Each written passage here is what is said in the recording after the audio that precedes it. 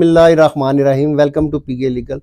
आज हमारा मौजू है जो मुताहत अदालतों, अवाने अदल और सेशन कोर्ट की मुसलसल 10वें दिन बंदिश। वकला की मुसलसल 10वां दिन है, आज हड़ताल चल रही है। उससे लोगों के लाखों केस मुतासर हो रहे हैं और जो लोग बेचारे जेल जा चुके हैं उनकी ज़मानतें नहीं हो रही। लेकिन इसकी ना तो इंतज़ामिया को और हमारी हाई कोर्ट या सुप्रीम कोर्ट को परवाह है और ना ही वकला को कि ये लोग इससे कितना मुतासर हो रहे हैं। हमारी जो इस्टेब्लिशमेंट है माशाल्लाह वो इतनी अक्लमंद है, वो पाकिस्तान को 16वीं सदी में रखना चाहती है कि यहाँ पे कोई भी उनके सामने सर उठा के ना चले, जो भी चले सर झुका के चले। क्योंकि वो उनका वकील थे अब लाहौर के जो इकट्ठे थे और वो इस्टेब्लिशमेंट के ख़िलाफ़ बोल रहे थे कि ये जो आपने ड्रामा लगा रखा है, ना तो ये जमहूरियत है और ना ही लोगों को ये हकूक़ दे रहे हैं। आप चाहते हैं कि 2-3 जो अपने आप को अक्ल कुल समझते हैं, हमारे इस्टेब्लिशमेंट के इदारे या उनके सरबराह जो समझते हैं कि उनको जो पता है वो किसी को नहीं पता, वो हर चीज़ को डिस्ट्रॉय कर रहे हैं, तबाह कर रहे हैं, डिवाइड कर रहे हैं और रूल कर रहे हैं।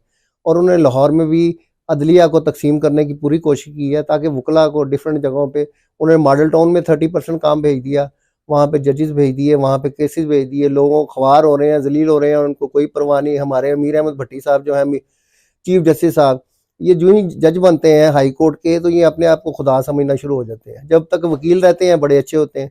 उन्होंने भी वकला वफ्द की जो हमारे मुनीर भट्टी साहब और दूसरे लोग गए हैं, एक भी नहीं सुनी और साफ इनकार कर दिया कि मैंने नहीं करना। ईसा फाइज साहब के पास गए हैं, उन्होंने भी कोई बात नहीं सुनी।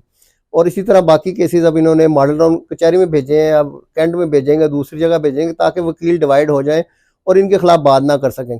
जिस तरह इन्होंने सारे मुआशरे को जलील और रुसवा करके अपनी बात मनवाई है, उसको भी कर लें।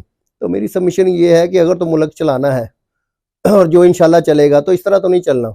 ना तो कोई इसने तरक्की करनी है, ना ही कोई आगे जाना, बल्कि पीछे को जाएगा।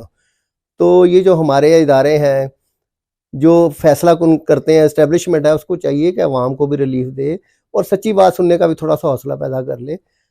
और जो ऊपर से अमेरिका हजूर की तरफ से ऑर्डर आता है उसको इतनी सख्ती से ओबे ना करे। थोड़ा सा पाकिस्तान के भी अपने इंटरेस्ट हैं, अवाम के भी हैं, उनको मौका दें, उनकी बातें सुने। और वकला भाइयों को भी चाहिए कि अवाम का ख्याल रखें और इतनी ज़्यादा जो है हर काम में मुदाखलत ना करें कि इस्टेब्लिशमेंट को भी इनको क्रश करने का मौका मिले। तो मेरी सब बहन भाइयों से इस्तदा है कि मिलजुल कर रहें ताकि सारे काम चल सकें। खुश रहें, आबाद रहें, हमारे साथ जुड़े रहें और एक दूसरे का ख्याल रखें।